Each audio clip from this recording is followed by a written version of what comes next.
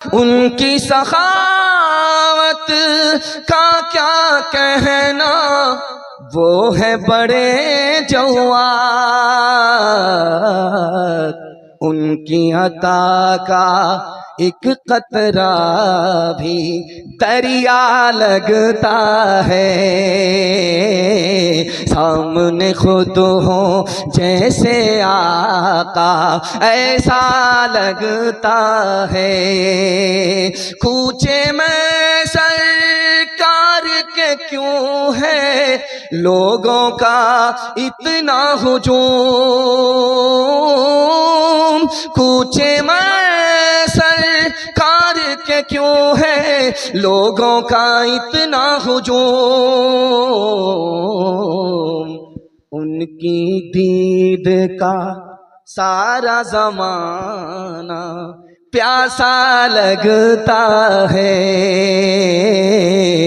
सामने खुद हो जैसे आका ऐसा लगता है।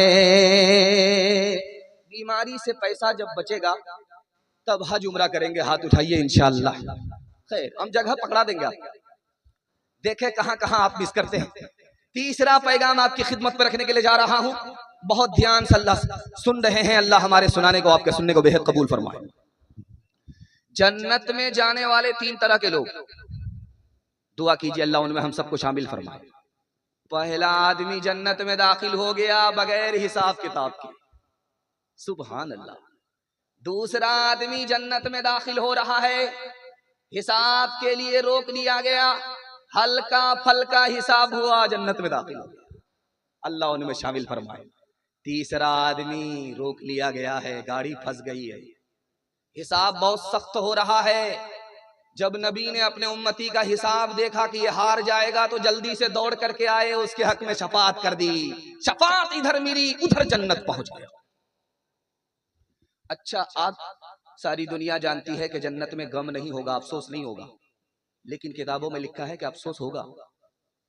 जब औरत सीने पर हाथ रखे तो मतलब है कि इसको गम है, और मर्द जब गाल पर हाथ रखे तो इसका मतलब है कि अफसोस है। जन्नत में जाने के बाद भी गाल पर हाथ रख करके बैठा हुआ है। अरे भाई, जन्नत में आ गए तो अफसोस किसका है? तो लिखा कि दुनिया में नबी का नाम आता था, दरूद नहीं पढ़ सका। जब जन्नत में पहुंचा तो मकाम और मर्तबे से महरूम हो गया। जन्नत में जाने के बाद भी अफसोस हो रहा है। तीसरे नमूने को बहुत ध्यान से सुनिएगा, इतना भारी मजमा है। हजरत थानवी ने सवाल किया, दुआ कीजिए अल्लाह उनकी कब्र को नूर से भर दे। इतनी बड़ी तादाद में तुम मुसलमान हो, जन्नत में क्यों जाना चाहते हो? कहा हजरत आप बता दीजिएगा। एक ही जवाब है, इस दुनिया में नबी का दीदार नहीं है, इस दुनिया में नबी से मुलाकात नहीं है। जब तक जन्नत में नहीं पहुंचोगे नबी का दीदार नहीं होगा, नबी से मुलाकात नहीं होगी। उसी दीदार की वजह से, उसी मुलाकात की वजह से हमें जन्नत चाहिए, वरना जन्नत की भी जरूरत नहीं है। आखिरी नमूने को आपकी खिदमत में रखने के लिए जा रहा हूं। ये जो दिल्ली है उसकी जो मस्जिद है उसका नाम क्या है? कुव्वतुल इस्लाम। उस मस्जिद का नाम कुव्वतुल इस्लाम। कल भी भीख मांगने वाला भिखारी उसके दरवाजे पर खड़ा भीख मांगता था, लेकिन वो भिखारी नहीं होता था, आशिके रसूल होता था। आज के दौर का बेशरम भिखारी नहीं। अंग्रेज आया, उसकी थैली छूट गई, उस भिखारी ने उसको ले लिया, उसकी हिफाजत करने लगा। जब अंग्रेज से मुलाकात एक मुद्दत के बाद हुई, उसने वो थैली वापस की तो अंग्रेज कहने लगा, या तो तुम पागल हो या तो तुम बेवकूफ हो, भीख मांग रहे हो, थैली लौटा रहे हो। अगर तुम इस थैली को रख लेते तो 17 नस्ल को भीख मांगने की नौबत नहीं आती। लेकिन वजह तो बता दो कि आखिर ये पैसा वापस क्यों कर रहे हो? भीख भी मांग रहे हो, पैसा भी वापस कर रहे हो। उस आशिके रसूल ने नबी का सर कितना ऊंचा किया है। अल्लाह हम सबको इसकी तौफीक दे, हम भी अपने नबी के सर को उसी तरह ऊंचा करने वाले बन जाए। उसने कहा कि मैंने तुम्हारे पैसे पर लात इसलिए मारा कि अगर वो पैसा मार लेता, रख लेता, मेरी दुनिया बन जाती। अल्लाह की अदालत में हमारे नबी एक तरफ होते, हजरत ईसा एक तरफ होते। तुम हजरत ईसा के उम्मती हो, मैं मोहम्मद का उम्मती हूँ। जब अल्लाह की अदालत में ये साबित होता कि मोहम्मद के उम्मती ने हजरत ईसा के उम्मती का पैसा मार लिया, तो मेरे नबी का सर झुक जाता। मैं अपने नबी के सर को झुकाना नहीं चाहता था, इसलिए तेरे पैसे पर मैंने जूता मार दिया। माँ बेटी दोनों की उम्र बराबर है। आप बोलेंगे कि माँ की उम्र बेटी की उम्र दोनों की उम्र बराबर कैसे हो सकती है? माँ का नाम आयशा है रजी अल्लाह अन्हा, बेटी का नाम फातिमा है रजी अल्लाह अन्हा, दोनों की उम्र बराबर है। सौतेली माँ सौतेली बेटी, लेकिन सौतेला सलूक नहीं है, सहेली जैसी है। दिल की बात माँ बेटी से करती है और माँ दिल की बात जवान माँ से करती है। माँ की मजलिस में फातिमा मुस्कुरा रही है तो हजरत आयशा ने कहा, बेटी हंसने का मौका नहीं, क्यों हंस रही हो? कहा ख्याल आया। कहा क्या ख्याल आया? कि आप तो अबू बकर की बेटी हो, मैं तो रसूलुल्लाह की बेटी। समझ में आ गया, बेटी को फख्र हो रहा है। अदब भी देना है, हौसला भी देना है। का बेटी तुमने सच कहा, उसी नबी के सदके में ईमान मिला, उसी नबी के सदके में कुरान मिला। बेटी तुमने सच कहा, लेकिन बेटी मुझे भी हंसी आ रही है। अब बेटी के माँ कान खड़े हुए कि माँ को किस बात पर हंसी आ रही है? का बेटी एक वक्त आएगा तुम्हारा, इंतकाल करोगी, कब्र में जाओगी। एक वक्त मेरा आएगा, मैं इंतकाल करूंगी, कब्र में जाऊंगी। तेरे हक में फैसला होगा, तू कब्र से निकल करके जन्नत में जाएगी। मेरे हक में फैसला होगा, मैं कब्र से निकल करके जन्नत में जाऊंगी। लेकिन बेटी मुझे हंसी इस बात पर आ रही है, जब तू जन्नत में जाएगी तेरे हाथ में अली का हाथ होगा, जब मैं जन्नत में जाऊंगी मेरे हाथ में रसूलुल्लाह का हाथ होगा। हश्र का गम है कासिम मुझे किस लिए, मेरा आका है वो मेरा मौला है वो। हश्र का गम है कासिम मुझे किस लिए, मेरा आका है वो मेरा मौला है वो, जिसके दामन में जन्नत बसाई गई, जिसके दामन में जन्नत बसाई गई, जिसके हाथों से कौसर लुटाया गया।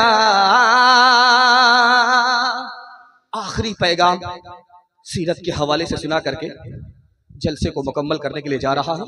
हाथ उठाइए, वादा कीजिए नबी की सुन्नत को ढूंढ ढूंढ करके जिंदा करेंगे इंशाअल्लाह। बड़ा मुश्किल काम होगा, ध्यान से सुनिएगा, तेजी के साथ निकल जाएगा। एक मूसा से मुकाबला करने के लिए कितने जादूगर आए थे?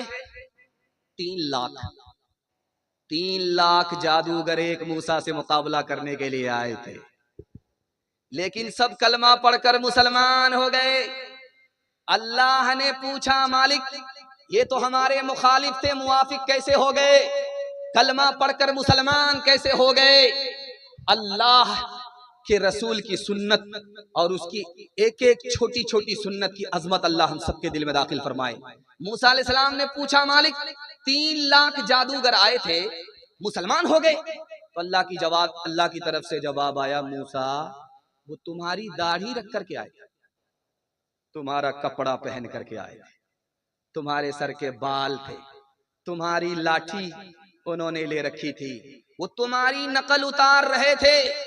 जिसका कपड़ा मूसा मेरे नबी का कपड़ा हो, जिसकी दाढ़ी मेरे नबी की दाढ़ी हो, जिसके सर का बाल मेरे नबी के सर का बाल हो, और जिसकी लाठी मेरे नबी की लाठी हो, मेरी रहमत ने गवारा नहीं किया कि उसको दोज़ख में दाखिल किया जाए, इसलिए मैंने हिदायत दी, वो कलमा पढ़कर मुसलमान हो गए। डॉक्टर अंबेडकर साहब ने अपनी मजलिस में ऐलान किया, मैं मुसलमान होना चाहता हूं। तो लखनऊ से मौलाना अली मियां नदवी रहमतुल्लाह अलैह का हुजूर कलमा पढ़कर मुसलमान हो जाइए, मुबारक हो। तो कहते हैं नहीं, कलमा नहीं पढ़ूंगा। आपने तो ऐलान किया था, ऐलान किया था, लेकिन इरादा बदल गया।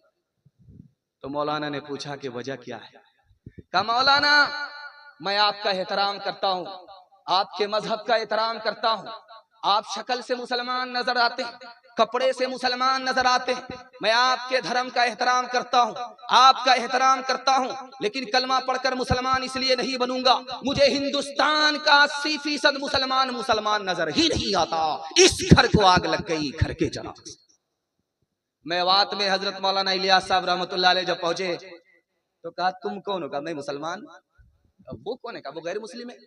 ये कौन सा मोहल्ला? का मुसलमान का है। वो कौन सा मोहल्ला? का गैर मुस्लिम का है। दोनों में फर्क क्या है? पैर के नीचे से जमीन निकल जाएगी, कलेजा मुंह को आ जाएगा। उन्होंने कहा एक ही फर्क है, उनका निकाह पंडित पढ़ाता है, हमारा निकाह मौलवी पढ़ाता है। आखिरी मिसाल पर पैगाम खत्म कर रहा हूं, ध्यान से इसको सुनिएगा।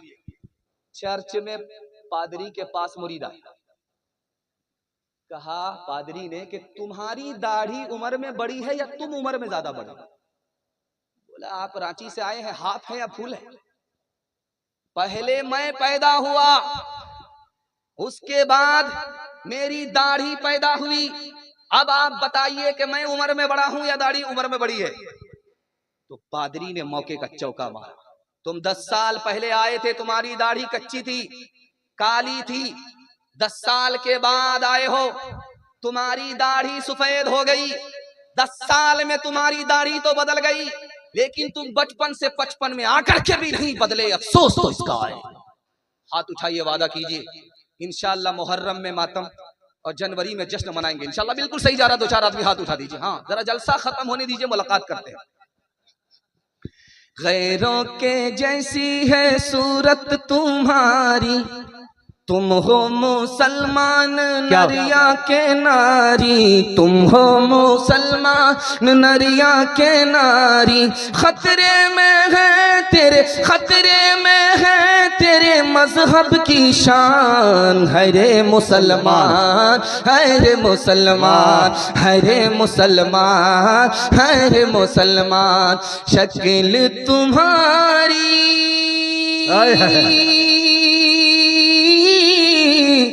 औरत जैसी, तुमने बना ली सूरत कैसी, मोच उड़ाए दाढ़ी बनवाए, औरत जैसी शक्ल बनाए, तुम्हें क्या हो गया है, तुम्हें क्या हो गया है, गैर का खाएं अपना बचाएं, उस पर मौज मनाएं, तुम्हें क्या हो गया है, तुम्हें क्या हो गया है। बहुत अच्छे भाई, खुदा की मेहरबानी के हवाले से 3 मिनट का पैगाम इतनी जल्दी इतने रफ्तार के साथ बयान निकल रहा है।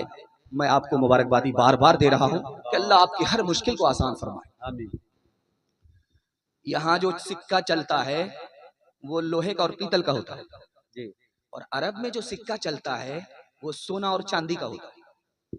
जो सोने का सिक्का होता है उसका नाम दीनार है, जो चांदी का सिक्का है उसका नाम दिरहम है। हजरत आयशा रजी अल्लाह अन्हा साबुन से सिक्के को धो रही है। अल्लाह के रसूल ने पूछा, आयशा कपड़े की तरह इस सिक्के को धो रही हो, क्या वजह है? क्या या रसूल अल्लाह, ये सदके का सिक्का है, ये गरीब के हाथ में बाद में पहुंचता है, पहले खुदा के हाथ में पहुंचता है। खुदा पाक है, पाक को पसंद करता है, इसलिए मैं सिक्के को साबुन में धो रही हूं। दूसरे नमूने को बहुत ध्यान से सुनिएगा। एक दिन का गम होगा आपको अगर कोई मेहमान आपके घर आए और खाए बगैर चला जाए, एक दिन का गम होगा।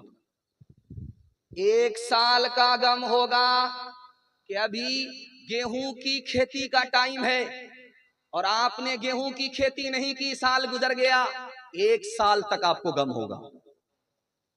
बीवी नाफरमान निकल गई तो आपको जिंदगी भर गम होगा। लेकिन खुदा अगर अपने बंदे से नाराज हो जाए तो हमेशा के लिए आपको अफसोस होगा और गम होगा। तीसरे नमूने को बहुत ध्यान से सुनिएगा। एक मुसलमान ने ईसाई से कहा मुसलमान हो जाओ, कलमा पढ़कर मुसलमान हो जाओ। उसने कहा क्या मिलेगा? कहा मैं जन्नत की जमानत लेता हूं। उसने कहा मुझे जन्नत से बढ़कर के कोई चीज दे सकते हो तो दो, तब मुसलमान बनूंगा, जन्नत के लिए इस्लाम नहीं ला सकता।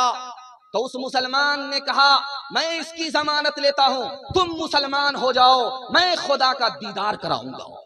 कलमा पढ़कर मुसलमान हो गया कि खुदा के दीदार से बढ़कर के दुनिया में कोई दौलत ही नहीं हो सकती है। आखिरी नमूने को आपकी खिदमत में रखने के लिए जा रहा हूं। अब जब जलसा खत्म होगा तो दुआ होती है। तो मुसलमान जब दुआ करने लगा तो एक साइंसदां बगल में कहता किससे दुआ कर? खुदा से। कहा खुदा है? अगर नहीं है तो ये कायनात कैसे चल रही? कहीं तो मैग्नेट से चल रही। कहा कि अच्छा अभी समझ में आया।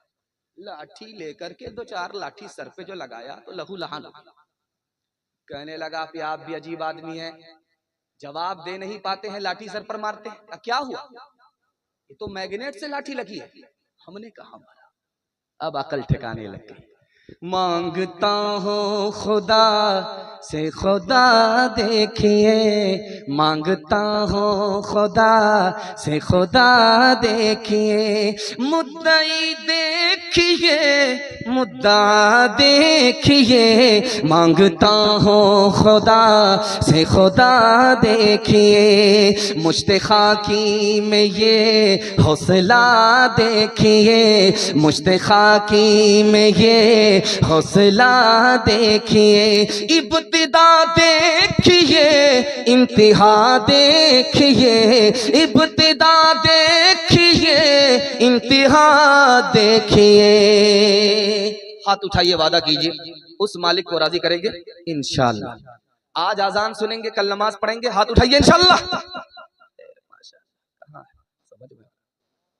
ध्यान से सुनिएगा, चौथा पैगाम आपकी खिदमत में रखने के लिए जा रहा हूं, कुरान के हवाले से सुनाने के लिए जा रहा हूं। अल्लाह हमारे सुनाने को, आपके सुनने को बेहद कबूल फरमाए। ध्यान से सुनिएगा, तेजी के साथ निकल जाएगा। दुनिया का कोई आलिम इतना बड़ा नहीं है जो आपको बता देगा कि आपका दिल जिंदा है या मुर्दा है। दुनिया की कोई ऐसी मशीन ही नहीं है जो बता दे कि आपका खुदा से ताल्लुक है। दुनिया में कोई ऐसा इंसान पैदा ही नहीं हुआ जो बता दे कि आपकी दुआ कबूल होती है कि नहीं। लेकिन एक चीज है, आज भी बता देगी कि आपका दिल जिंदा है या मुर्दा है, दुआ कबूल होती है कि नहीं, खुदा से हमारा ताल्लुक है कि नहीं। वो एक ही चीज है, कुरान है। अगर इस दिल में कुरान है तो ये दिल जिंदा है। अगर इस कुरान से हमारा ताल्लुक है तो अल्लाह से ताल्लुक है। अगर कुरान पर अमल नहीं है तो कोई गारंटी नहीं ले सकता कि आपकी दुआ कबूल होती है कि नहीं होती। कुरान में है कि अल्लाह की रस्सी को पकड़ो, कोई तुमको शिकस्त नहीं दे सकता। ये रस्सी है क्या चीज? दुआ कीजिए इब्ने मुहीद्दीन इब्ने अरबी रहमतुल्लाह अलैह के लिए, अल्लाह उनकी कब्र को नूर से भर दे। उन्होंने कहा कि जिस कुरान ने कहा कि अल्लाह की रस्सी को पकड़ोगे कामयाब रहोगे, कोई तुमको शिकस्त नहीं दे सकता, वो रस्सी कुरान है। कुरान को पकड़ लो, अल्लाह जिल्लत की पस्ती से निकालकर इज्जत की चोटी पर पहुंचा देगा। तीसरे नमूने को आप बहुत ध्यान से सुनिएगा। अभी हजरत बयान कर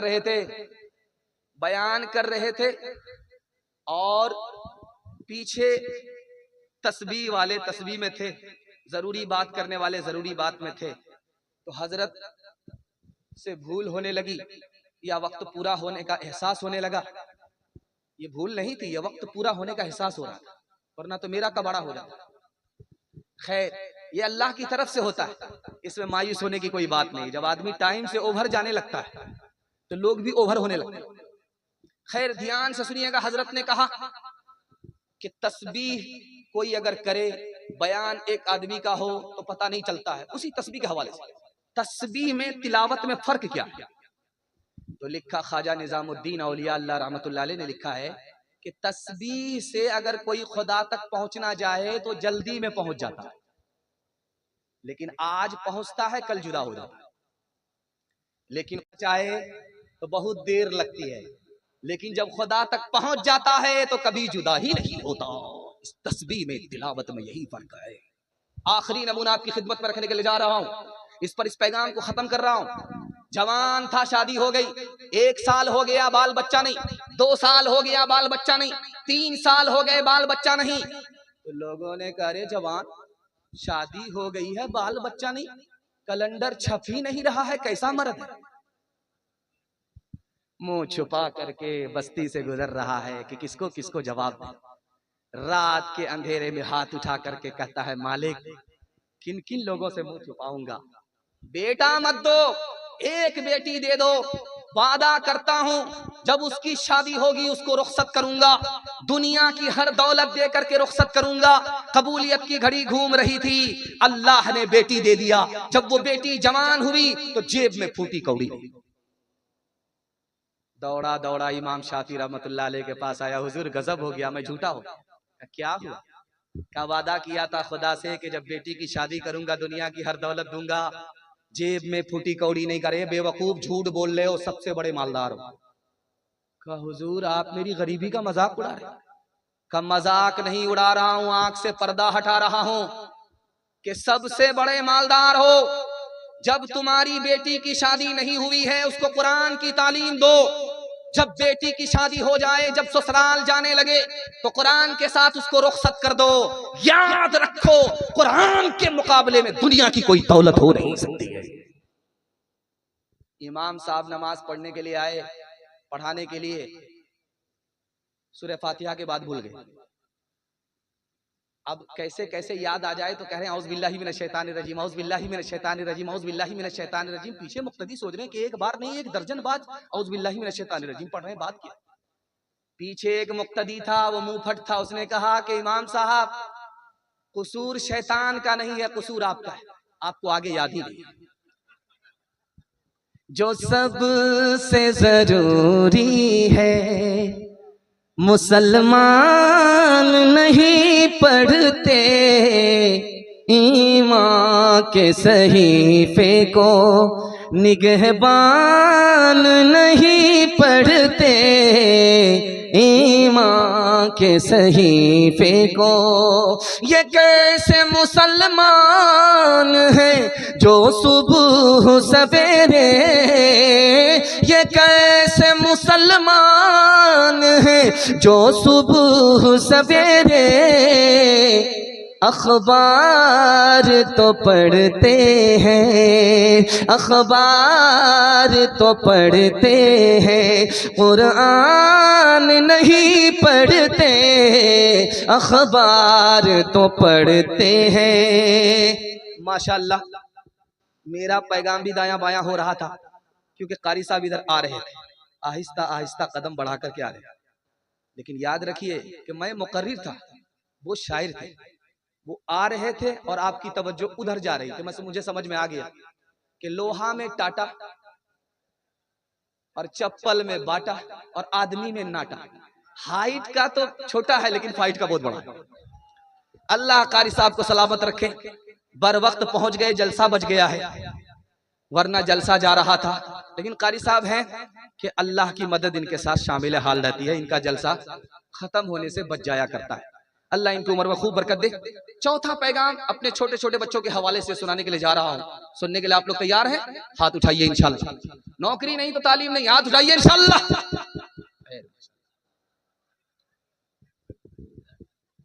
आप अपने छोटे छोटे बच्चे पर 3 एहसान करते हैं। ध्यान से सुनिएगा, डिस्क ब्रेक मारिएगा। आधा जलसा मेरे हिस्से का निकल चुका है, आधा जलसा बाकी रह गया। आपने मोहब्बत में सुना, पता भी नहीं चला, और मोहब्बत में अगर इसी तरह सुनते रहे तो हाथी तो पास हो ही चुका, सिर पे दुम फंसी भी है। इंशाल्लाह एक झटके में वो भी पास हो जाए। आप एक बच्चे पर 3 एहसान करते हैं। अच्छा खाना खिलाते हैं, याद रखिए, अच्छा खाना खिलाइए, बच्चा भूल जाएगा, याद नहीं रखिए। आप अपने बच्चे के ऊपर दूसरा एहसान करते हैं, अच्छा कपड़ा पहनाते हैं। इस एहसान को आपका बच्चा भूल जाएगा, याद नहीं रखेगा। तीसरा एहसान आप अपने अपने बच्चे के ऊपर ये करते हैं कि उसके लिए आली से आलीशान मकान बनाते हैं। बच्चा इस एहसान को भी भूल जाएगा। जब उसका दौर आएगा तो आपका बनाया हुआ मकान मकबरा बन जाएगा, उजाड़ करके फेंक देगा, वो शीश महल बनाएगा। लेकिन किताबों में लिखा है एक एहसान कर दीजिए, आपका बच्चा कभी एहसान को नहीं भूलेगा। आप जाहिल रहे कोई फर्क नहीं पड़ता, अपने बच्चे को पढ़ा लिखा दीजिए, जिंदगी पर एहसान याद रखिए। मैं आपके सामने कैसे बैठा हूं, जैसे आप बैठे हो वैसे मैं बैठा हूं। आप हमारी तकसीम पर गौर करेंगे तो आपको इल्म की अजमत का पता चले। मैं कैसे बैठा हूं, मेरा हाथ पांव नीचे है, आपके हाथ पांव नीचे हैं। हाथ पांव से आदमी काम धंधा करता है, इसको अल्लाह ने सबसे नीचे रखा। दिल बीच के अंदर है, इससे आदमी दौलत कमाता है, इसको बीच में रखा। दिमाग सबसे ऊपर है, इससे आदमी इल्म हासिल करता है, इसको सबसे ऊपर रखा। इशारा था तुम्हारे बच्चे की गोद में अगर इल्म आ जाए अल्लाह इज्जत की चोटी पर पहुंचा दे। सुलेमान अलैहिस्सलाम से अल्लाह ने कहा 3 में से 1 मिलेगा, 3 में से 1 मिलेगा। लेना क्या चाहते हो ले लो, मगर 1 मिलेगा। कुर्सी लेना चाहते हो हुकूमत मिलेगी, माल लेना चाहते हो दौलत मिलेगी, इल्म लेना चाहते हो तालीम मिलेगी। लेना एक ही है। सुलेमान अलैहिस्सलाम ने सोच करके फैसला सुनाया, मालिक इल्म दे दो। अल्लाह की तरफ से जवाब आया, सुलेमान असल चीज तुमने हासिल कर ली। ये कुर्सी ये हुकूमत मगर इल्म के नहीं है, ये दौलत ये माल बगैर इल्म के नहीं है। जब तुमको इल्म हासिल हो गया तो आप मुफ्त में मेरी तरफ से हुकूमत भी ले लो, मालो दौलत भी ले लो। एक मिसाल पर पैगाम खत्म कर रहा हूं। आप क्या कहते हैं कि मेरा बेटा मोबाइल छोड़ता ही नहीं। मैं मसनद रसूल पर बैठ करके गारंटी लेता हूं, आपका बच्चा जिंदगी भर के लिए मोबाइल छोड़ देगा। लेकिन आपको करना क्या है, जब बच्चा आपका घर आ जाए तो आपको मोबाइल छुपा करके रख देना, खुद भी नहीं देखना। बच्चे के लिए आप मोबाइल छोड़ दीजिए। बयान भी नहीं सुनना है, कुरान भी नहीं सुनना है। जब बच्चा घर से निकल जाए मोबाइल निकालिए, बयान सुनिए, कुरान सुनिए। बच्चा घर आ जाए मोबाइल छुपा करके रख दीजिए। एक हफ्ता बच्चे के लिए आप मोबाइल छोड़ करके दिखाइए, एक महीना छोड़ करके दिखाइए, मैं गारंटी लेकर के जाता हूं जिंदगी भर के लिए आपका बच्चा मोबाइल छोड़। जब बच्चा घर में होता है आप मोबाइल देखते हैं तो बच्चा सोचता है कि अच्छा बाप से तो फुर्सत मिले, उसके बाद बाप से भेंट करा दूंगा। बाप ड्राइवर, बेटा खलासी, गाड़ी का नंबर 786। एक बादशाह थे, उसके 3 वजीर थे। एक था बिहारी, दूसरा था पंजाबी, तीसरा था बंगाली। तीनों झगड़ा करते, काम कम करते। तो बादशाह ने हिसाब लगाया, तीनों का इम्तिहान लेते हैं, जो पास करेगा उसको रखेंगे, जो फेल करेगा उसको बर्खास्त करेंगे। तो तीनों को बुला करके कहा कि तुम बिहारी हो, तुमको क्या पसंद है? कहा मुझे बैर पसंद है, लेकर के आओ। पंजाबी से पूछा कि तुम्हें क्या पसंद है? कहा मुझे कटहल पसंद है, लेकर के आओ।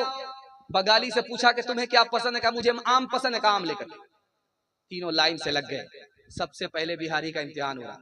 बैर कैसे खाते? कहा हुजूर गुठली निकालते, छिलका निकालते, चबा करके बैर खाते। कहा कि देखो इम्तिहान चल रहा, गुठली नहीं निकाल सकते, छिलका नहीं फेंक सकते, चबाने की इजाजत नहीं, निगल करके बैर पास करना होगा। बैर पास, इम्तिहान पास, बैर अटका, यहां से बर्खास्त। अब हाइब्रिड बैर था, कहां से पास होगा? जाकर के अटक गया तो बाप बाप करने लगा। उसके बाद जब खोखी आई तो बैर दोबारा मुंह में वापिस आ गया तो हंसने लगा। तो बादशाह को हैरत हुई कि रोता है मौत के डर से, ये तो समझ में आता है, लेकिन हंसता क्यों? कहो नालायक, हंसते क्यों हो? तो उसने जवाब दिया, हुजूर हंसने की वजह यह है कि छोटे से बैर में मेरा ये हाल हो रहा है, ये आम कटहल वाले का क्या हाल होगा। छोटे से स्क्रीन टच मोबाइल ने बाप को बंदर बनाया, बेटे को हनुमान बनाएगा कि नहीं बनाएगा? इसलिए बेटे के लिए आप मोबाइल छोड़ दीजिए, बेटा जिंदगी भर के लिए मोबाइल छोड़ देगा। हाथ उठाइए, रोते हुए बच्चे को हंसाने के लिए मोबाइल दे देंगे इंशाल्लाह। खैर माशाल्लाह।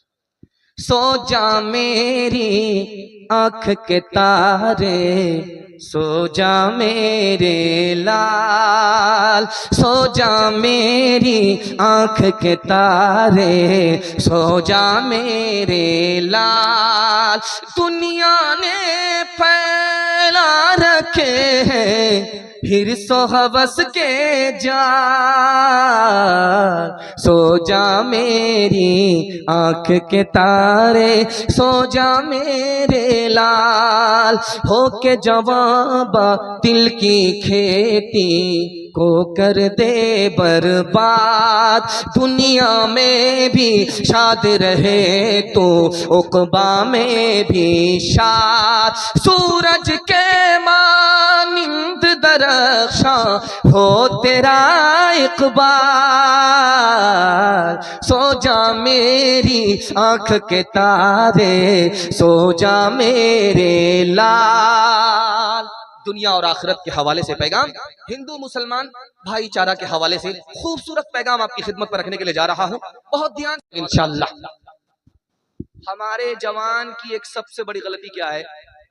वो कहता है कि फुर्सत मिलेगी तो नमाज पढ़ूंगा। याद रखिए, जो ऐसा बोलता है वो कभी नमाज नहीं पढ़ पाता। जिसने किसी काम को फुर्सत पर टाल दिया वो काम टल गया, अब उससे होने वाला नहीं। हमारा जवान क्या कहता है? अभी क्या जल्दी है, अभी क्या जल्दी है कि जिंदा सोए हो जनाजा ना उठे। हमारा जवान कहता है कि अभी तो जवान है, लेकिन याद रखिए आखिरत कमाने के लिए जवानी है। जवानी गई जिंदगानी गई, जवानी बची जिंदगानी बच गई, वरना बुढ़ापा तो धरती का बोझ है। जब ये अपना बोझ नहीं उठा पाता तो आखिरत का बोझ कैसे उठाएगा? हमारा जवान क्या कहता, जो होगा देखा जाएगा। बहुत खतरनाक है। जिस वक्त आग लगती है उस वक्त कुआं खोदा नहीं जाता। और एक गलती आपको बताने के लिए जा रहा हूं, जब आप जनाजा पढ़ेंगे तो इमाम साहब खड़े होकर के ऐलान करेंगे कि लोगों, मरने वाला मर गया है, अगर किसी का कर्जा है तो इसके बेटे से ले ले, अगर जबान से हाथ पांव से तकलीफ पहुंचाई है तो माफ कर दे। मैं बता रहा हूं ये ऐलान सही है लेकिन इसका फायदा नहीं है। जिसको सताया है वो जनाजा पढ़ने के लिए आया ही नहीं है। एक मिसाल पर पैगाम खत्म कर रहा हूं, ध्यान से सुनिएगा। गरीब आदमी आया डॉक्टर के पास, डॉक्टर साहब इलाज कर दो फ्री में, आज तुम हमारे काम आ जाओ, कल हम तुम्हारे काम आ जाओ। डॉक्टर बोला कि तुम हमारे काम कैसे आओ, तुम क्या काम करते? डॉक्टर साहब सबसे बड़ा काम तो मैं ही करता हूं, जब किसी का जनाजा उठता है तो उसकी खबर मैं ही निकालता हूं। गनीमत सेहत है अलालत से पहले, फरागत मशागिल की कसरत से पहले, जवानी बुढ़ापे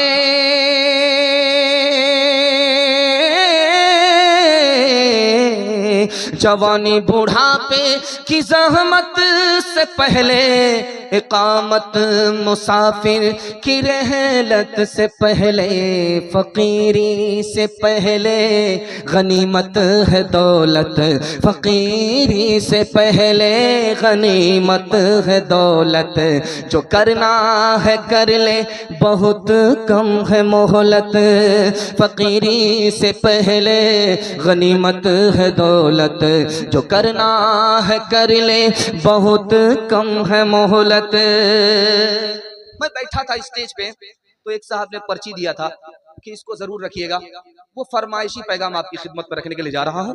हाथ उठाइए, वादा कीजिए सो करके सुनेंगे, मरने के बाद अमल करेंगे। हाथ उठाइए इंशाल्लाह। खैर माशाअल्लाह। आप सोच रहे हैं कि हमको फुर्सत मिल गई है, जब तक मैं कुर्सी नहीं छोड़ूंगा आपका पीछा छोड़ने वाला नहीं। ध्यान से सुनिएगा, तेजी के साथ निकल जाएगा। निकाह इतना आसान है, निकाह इतना आसान है, इतना आसान है कि जुमा का दिन होना शर्त नहीं है, जुमा हो या ना हो निकाह हो जाता। निकाह इतना आसान है, इतना आसान है, खुतबा होना शर्त नहीं है, खुतबा हो या ना हो निकाह हो जाता है। निकाह इतना आसान है, इतना आसान है, काजी हो या ना हो निकाह हो जाता है। दो आदमी की मौजूदगी में लड़का लड़की को कबूल कर ले, लड़की लड़का को कबूल कर ले, मियां बीवी राजी तो क्या करेगा काजी, निकाह हो जाता। निकाह इतना आसान है, लेकिन निकाह इतना महंगा क्यों हो गया? लोग कहते हैं छोटा सा खर्च कर लेते हैं, दावत खिला देते हैं 1500 आदमी को, लाख 2 लाख रुपया खर्च कर देते हैं। याद रखिए, छोटे सुराख से बड़ा बड़ा जहाज डूब जाता है। आपका मुस्तकबिल तारीख हो जाएगा अगर आपने शादी में बेहिसाब पैसा खर्च किया तो। आपने एक जानवर को देखा है, मोर, उसकी दुम बहुत बड़ी होती है, उसका बाजू छोटा होता है। जो आदमी पैसा को पैसा नहीं समझता, एक शादी जो सुन्नत है, इबादत है, उसमें पैसे को पानी की तरह बहाता है, उसकी मिसाल उस मोर की तरह है जिसके बाजू तो छोटे हो रहे हैं, दुम बड़ी होती जा रही है। भिखारी भीख मांग रहा था, अल्लाह के नाम पर दे दो, अल्लाह के नाम पर दे दो। बोला यार भीख मांग रहे हो या फुटबॉल खेल रहे हो? भीख आदमी सर झुका करके मांगता, तुम सर उठा करके मांगते हो। बोला कि मेरा दादा नेशनल फकीर था, मेरा बाप इंटरनेशनल फकीर, ये खानदानी पेशा है। तो उसने कहा भाई साहब 5 रुपए दे दो। एक आदमी से बोला 5000 रुपए दो।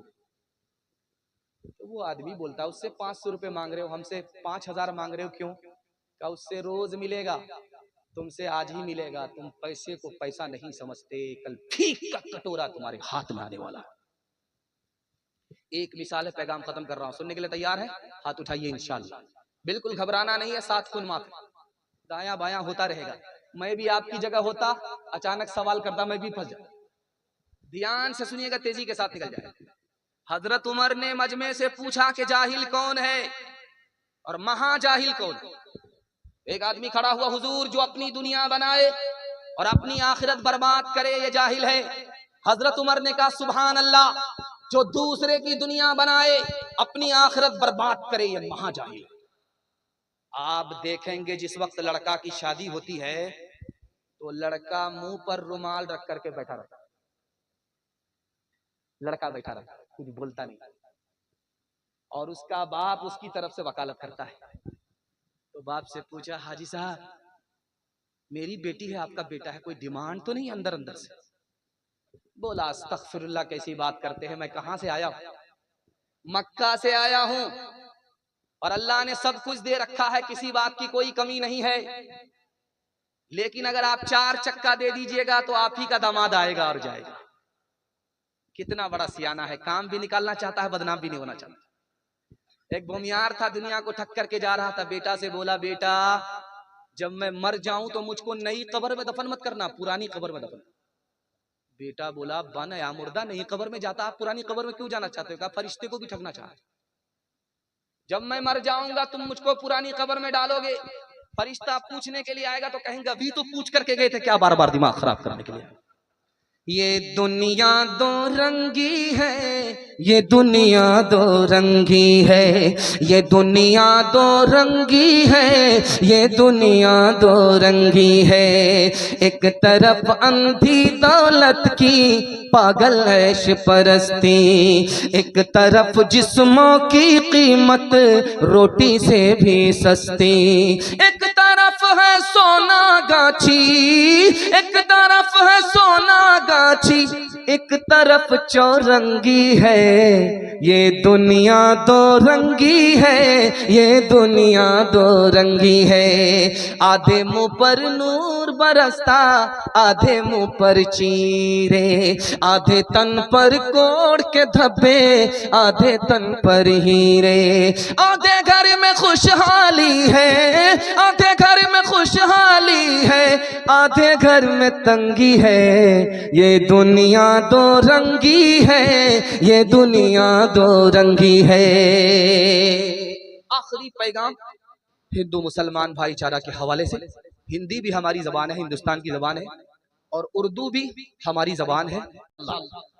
हिंदुस्तान में कहावत मशहूर है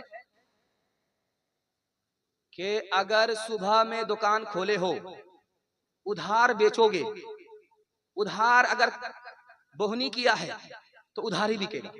गलत,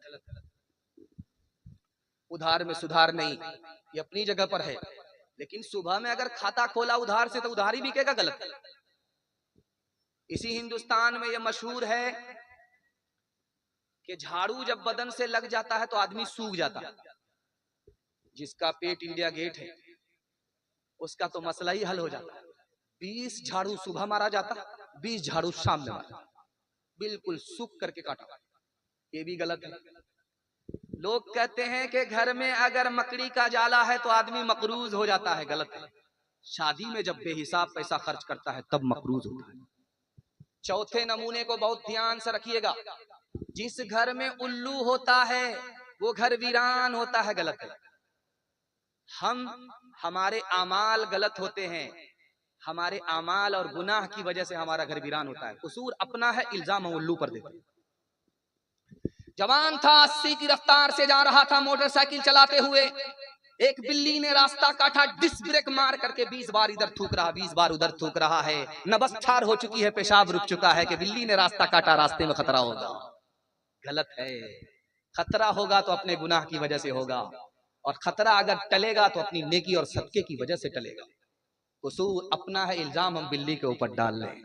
घर की जली बन में गई, बन में लागी आग, घर की जली बन में गई, बन में लागी आग। बन बेचारा क्या करे, बन बेचारा क्या करे, जो है हमारे भाग, जो है हमारे भाग। मैना जो मैना कहे, दूध भात नित खाए, मैना जो मैना कहे, दूध भात नित खाए। बकरी जो मैं करे, बकरी जो मैं करे, उल्टी खाल खिंचाए, उल्टी खाल खिंचाए। एक बात बहुत मशहूर है हिंदुस्तान में कि रात में अगर कोई कुत्ता बोले तो लोग कहते हैं किसी चौधरी का विकेट गिरने वाला है। कुत्ता रात में अगर रोने लगे तो लोग कहते हैं किसी बड़े आदमी का इंतकाल होने वाला है। इसको सामने रखिए, जलसा चल रहा था। एक राजा निहायत कंजर कंजूस वकील मक्खी चूस था, फूटी कौड़ी किसी को देता नहीं, लेकिन अपनी तारीफ करता था मैं दरिया दिल। एक बार बोलते बोलते जलसे में बोला कि मेरी हथेली में बाल नहीं है, जो इसका जवाब देगा उसको इनाम मिलेगा। एक जवान खड़ा हुआ, हुजूर इसका जवाब मेरे पास है। आप इतने बड़े दानी हैं, इतने बड़े सखी हैं कि सखावत करते करते आपकी हथेली का बाल घिस गया। अल्लाह अल्लाह, ये तो चूना लगा रहा, फूटी कौड़ी मैं किसी को देने वाला नहीं, ये तो चूना लगा देगा। उसने कहा तुम मुझे बेवकूफ नहीं बना सकते, मेरी हथेली में बाल नहीं है, तुम्हारी हथेली में भी तो बाल नहीं। कहा हुजूर इसका भी जवाब है, आपका देते देते घिस गया है, मेरा लेते लेते घिस गया। सुभान। कहा अल्लाह अकबर, ये तो चम्मच नहीं, ये तो बहुत बड़ा चमचा मालूम हो रहा है, ये तो पूरा मक्खन मार रहा। बादशाह ने उसको तीसरी बार फंसाना चाहा, ये देखो मेरी हथेली में बाल नहीं है, तुम्हारी हथेली में बाल नहीं है, ये तो समझ में आ गया, लेकिन इतने बड़े लोग जो बैठे हुए जलसे में किसी की हथेली में बाल नहीं। कहा हुजूर इसका भी जवाब है, आपका देते देते घिस गया, मेरा लेते लेते घिस गया। सब कुछ हमको मिलता है, इन लोगों को कुछ मिलता ही नहीं है। हसरत के मारे हाथ मलते मलते इन लोगों का घिस गया। 8 गांव के चौधरी 12 गांव के राव, 8 गांव के चौधरी 12 गांव के राव, अपने काम ना हो तो अपने काम ना हो तो ऐसी तैसी में जाओ, ऐसी तैसी में जाओ। बड़ा हुआ तो क्या हुआ जैसे पेड़ खजूर, बड़ा हुआ तो क्या हुआ जैसे पेड़ खजूर। पंछी को छाया नहीं, पंछी को छाया नहीं, फल लागे अति दूर, फल लागे अति दूर। हाथ उठाइए, वादा कीजिए दूसरे का खाएंगे अपना बचाएंगे। बिल्कुल सही जा रहा, 2-4 आदमी हाथ उठाइए। खैर माशाल्लाह, डिस ब्रेक मार करके आपने साबित किया है कि जलसे ही में है, ससुराल में नहीं है, पिंडाल में। तीसरा दोहा आपकी खिदमत में रखने के लिए जा रहा हूं, बहुत ध्यान से इसको सुनिएगा। अमीर खुसरू मरहूम मुसलमान होकर के हिंदी जबान के शायर हैं। इससे खूबसूरती दिखाने के लिए जा रहा हूं कि हिंदी जबान पर, उर्दू जबान पर हिंदू मुसलमान के यहां भेदभाव नहीं है। भेदभाव किसकी तरफ से आया? अंग्रेज की तरफ से आया। ध्यान से इसको सुनिएगा। अमीर खुसरू मरहूम मुसलमान होकर के हिंदी जबान के शायर जा रहे थे तो देखा कि कुएं पर 4 लड़की पानी भर रही। कहा बेटी पानी पिला दो। तो लड़कियों ने कहा कि आप शायर आदमी हैं, आपको फ्री में पानी नहीं पिलाएंगे। कहा कि फरमाइश बताओ। का शेर पढ़िए तब उसके बाद पानी पिलाऊंगी। तो अमीर खुसरू मरहूम ने पूछा कि तुम्हारी फरमाइश क्या है? कहा कि मुझे खीर खाना पसंद है, खीर पर मिसरा कह दो। दूसरी लड़की ने कहा कि मेरे घर में कुत्ता है, रात भर जागता है, घर की हिफाजत करता है, कुत्ते पर मिसरा कह दो।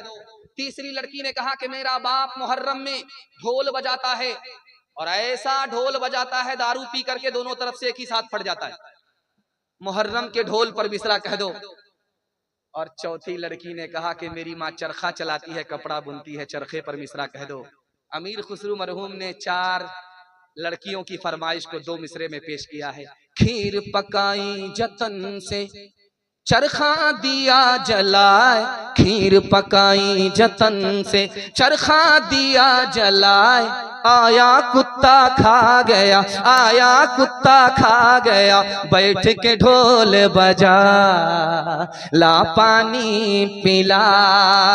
हिंदी उर्दू है अलग, मैं कैसे लूं मान। एक भारत की आत्मा, एक भारत की आत्मा, एक है देश की शान, एक है देश की शान। 2 अंग एक जान है, दोनों की एक जान। दोनों मिलकर चल पड़े, दोनों मिलकर चल पड़े, हर मुश्किल आसान, हर मुश्किल आसान।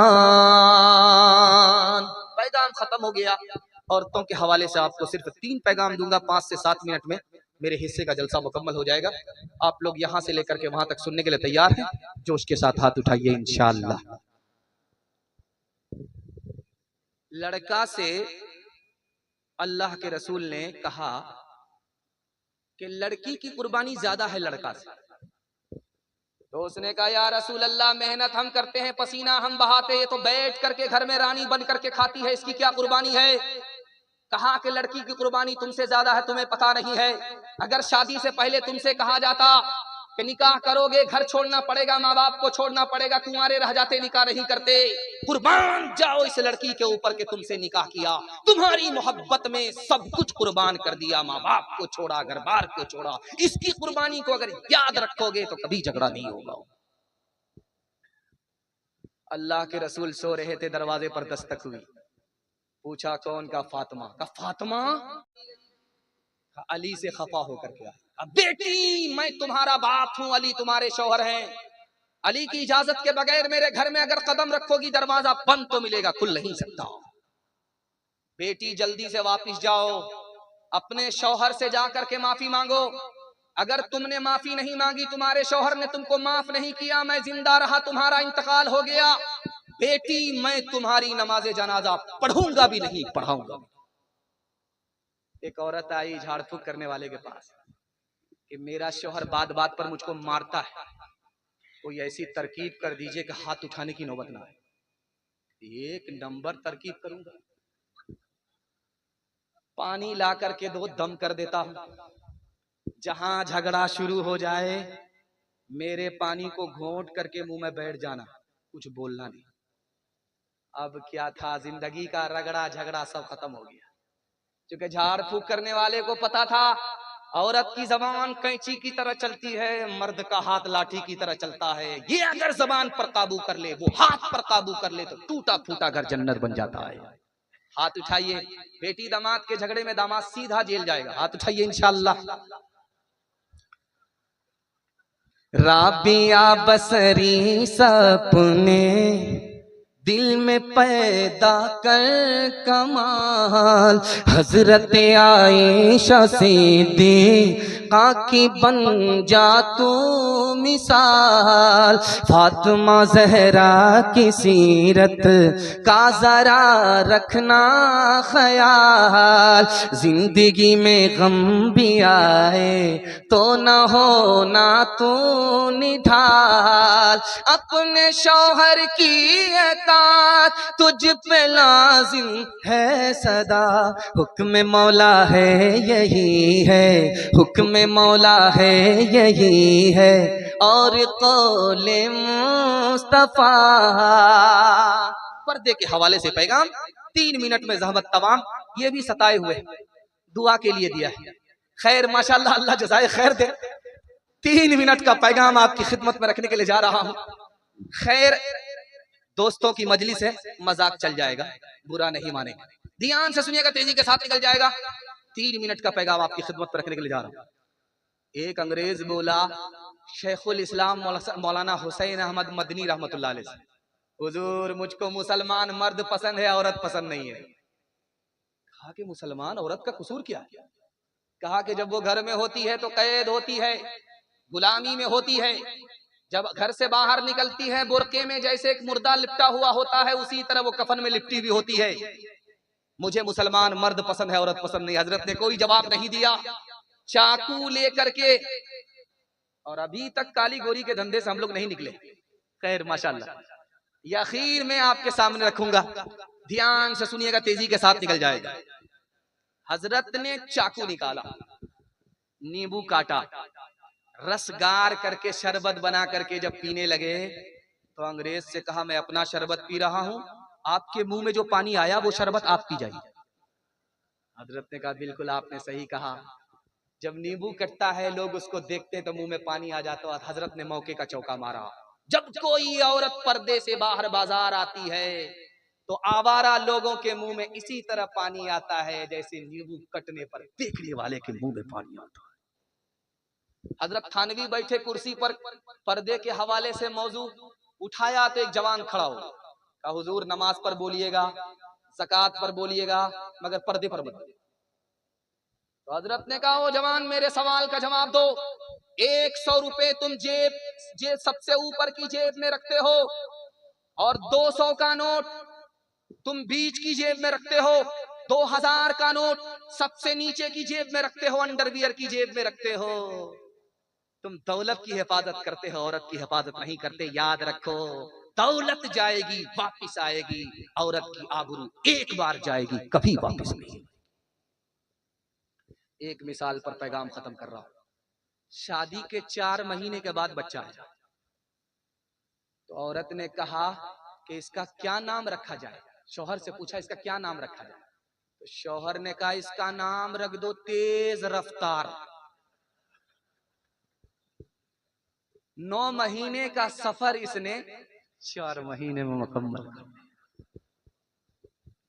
आंखों की बंदगी से, आंखों की बंदगी से निगाहें झुका के चल, निगाहें झुका के चल।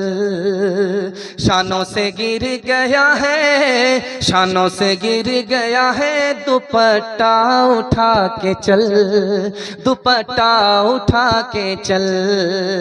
गर हो सके तो सीरते, गर हो सके तो सीरते ज़हरा पे कर अमल, ज़हरा पे कर अमल। इस जिंदगी को यूं न तमाशा बना के चल, तमाशा बना के चल। एक